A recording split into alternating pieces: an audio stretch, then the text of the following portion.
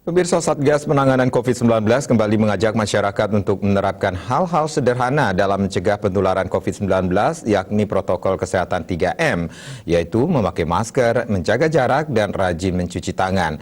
Dengan mencegah penularan, maka peningkatan kasus COVID-19 dapat ditekan. Menurunnya jumlah kasus akan membantu mengurangi beban rumah sakit.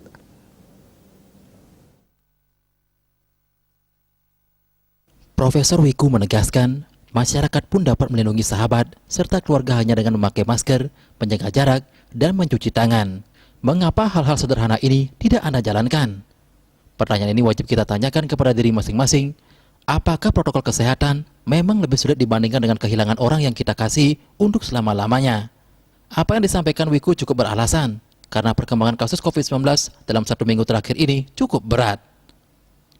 Kasus harian berada pada angka 9.000, bahkan melebihi 10.000 per harinya.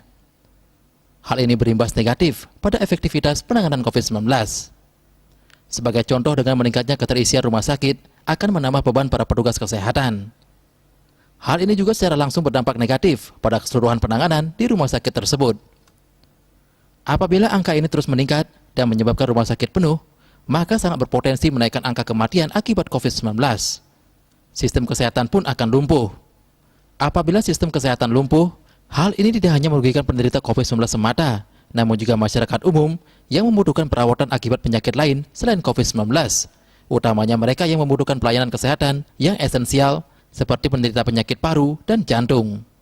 Jika rumah sakit di Indonesia tidak dapat menangani hal itu, maka angka kematian di Indonesia bisa meningkat bukan semata-mata karena COVID-19, namun juga karena penyakit lain yang tidak bisa ditangani akibat penuhnya rumah sakit.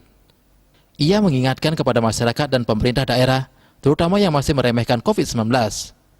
Jangan sampai menjadi abai dan menganggap angka COVID-19 yang disampaikan ini hanya sekedar angka, bahwa angka-angka ini merepresentasikan nyawa. Raiswantara, Bali TV.